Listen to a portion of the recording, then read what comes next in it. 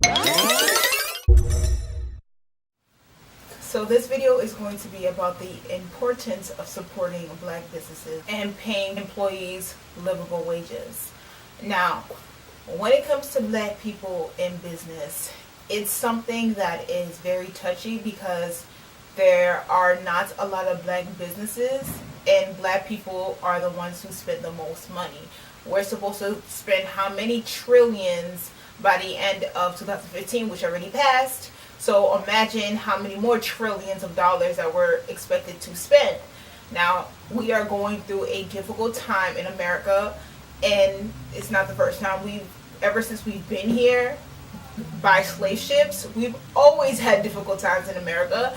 But now that the white population is decreasing, white America is showing its ass and talking negatively about us in the media, which is nothing new. But now it's like, oh, PC's totally out the window. It's criminalizing us or sexualizing us or whatever deviant behavior they want to push on us is what they're doing. Of course, this is not all white people, but it is very prevalent in the media today. You see how black people are being mistreated by the police, even being gunned down innocently. You see children are being roughed up in pool parties. There's just no chill what's going on in America right now. So we all know that money is power. We all respect people who have money, no matter how janky their attitude is, no matter how unscrupulous they are, no matter how much of a little creep they are. If they have money, if they have prestige, all of a sudden they become more attractive. That's just how the human nature is. If we know this, then as black people, we should be accumulating all the money that we have and we should be supporting each other. But the problem with black businesses is that it is hard for black businesses to start out of all other groups of people with businesses because we tend to not have startup money. And startup money is not the only money that you need. You also need enough money to survive 5 years because statistically it shows that black businesses tend to fail in the first 5 years. So we tend to have enough money to open up and have our grand opening, but we tend to not have enough money for year 3. So with that being said, when we do have black businesses and you do see black businesses are popping up, we as black people should support them. Whether they're online, whether they're a physical store, we should support them. Now with black businesses, you have to have a product that people actually want. It can't be, as Tariq Nasheed says, Brenham spoons. It can't be just an outrageous idea that you throw out there and say, okay, support it. Or have some type of janky business on some business thing where it doesn't really have a real source. It doesn't really have any clear, concrete business plan. It's just kind of there. It's a hustle. No one supports hustles. Hustles aren't legit. So you have to have something that people want and it has to be legit. Then, on top of that, you have to have great customer service. It shouldn't just be, because I'm black, you black, support me. You have to have something that people want, and you have to be friendly and courteous where people are like, yo, this is my spot. Because once you become, this is my spot, people are always going to support you. Like Magic Johnson said in his lecture at Stanford, he said you have to over deliver. And what that means is that you have to have a product and you have to match it with your consumer, and it has to be over their expectations. Magic Johnson, you can see it on YouTube right now. Well, after you watch this video, of course. You can see that speech on YouTube. It's called Magic Johnson Stanford speech. And you can see his over delivery and what that means. But basically, to sum it up in this video, it is about matching your consumer with what they need, but also going above and beyond. He uses the example of him partnering up with Starbucks, and Starbucks, it's highfalutin coffee. It's expensive. It's good. I love their French vanilla, Frappuccino? Love that. But it tends to be more expensive than your little mom and pop shops or any other less exotic coffees. So he was talking about how, Starbucks will sell their coffee with their scones and whatnot.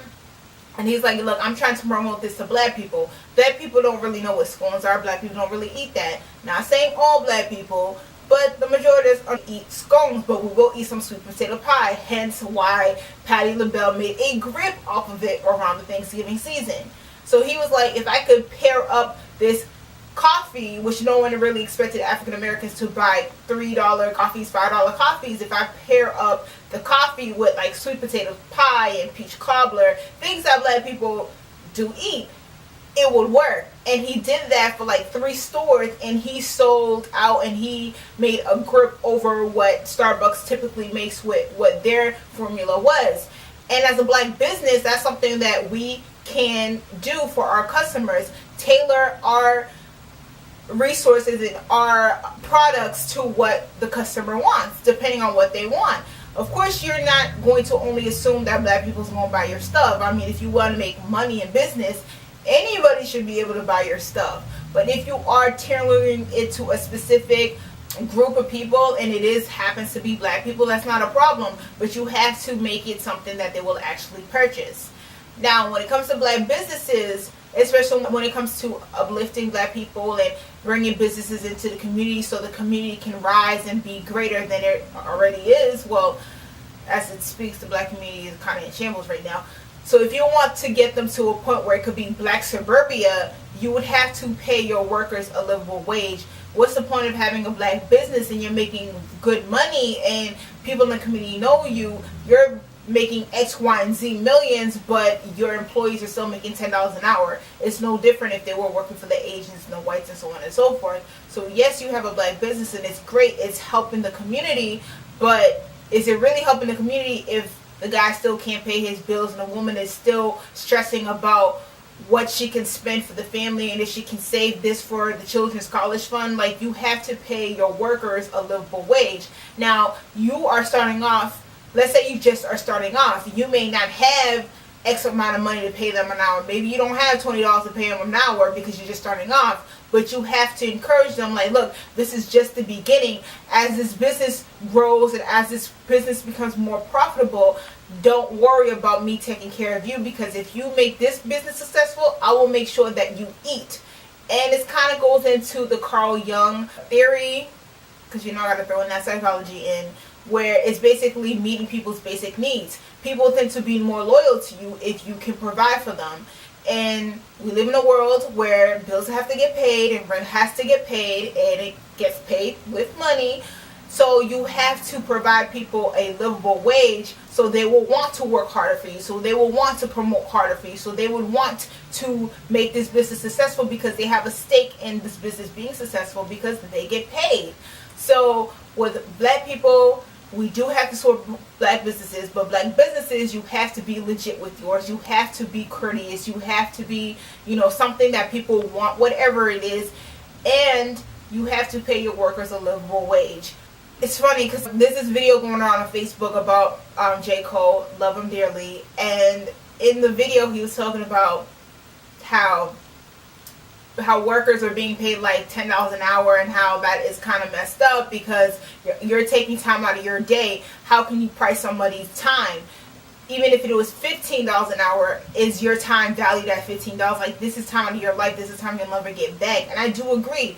That's why I'm always like, do yours, go for yours, reach for your dreams, because you may work a really great job and you may make really good money, but this is your time that you're never going to get back.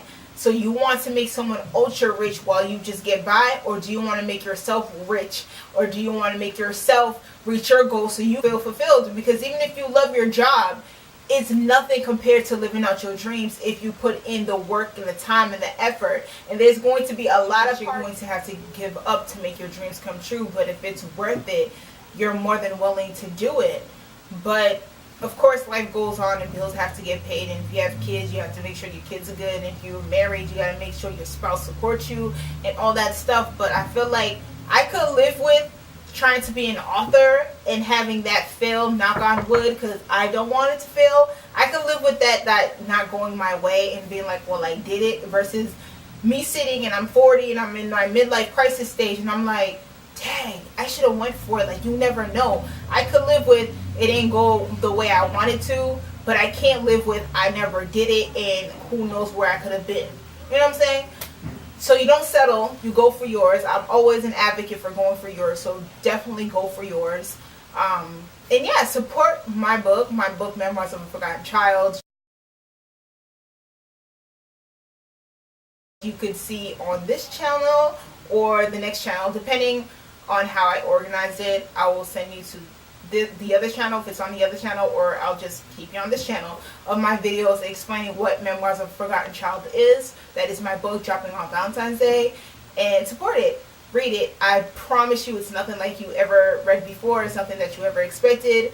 My whole motto is, why love yourself for a day for Valentine's Day when you can read this book and love yourself for a lifetime? So support, you won't be disappointed. And that's the end of my video. Hopefully this video helps you, helps somebody else. Let me know below, have you ever supported Black businesses? Do you want to support Black businesses? Do you want to be in the profession of being a Black business?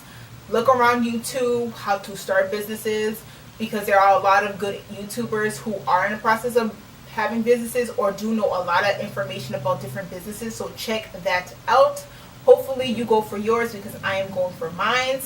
And FYI, I am going to be having a free collection of my thoughts and my poems really soon, in the next week or two. So check that out. I will let you know the information on the next video when that happens, or post it on my Facebook, my Instagram, to let you know. It's a good read. It's a good insight into my mind and how I write. So before you purchase the book, you will know what you're getting into when you read the poems and thoughts and my quotes. So just to let you guys know, and let me know what you think of it. Do you like it? Do you not like it? What do you think of how I think? So yeah, stay tuned for that. And yeah, comment, rate, subscribe, tell me what you think about this video. Be blessed, and I'm out.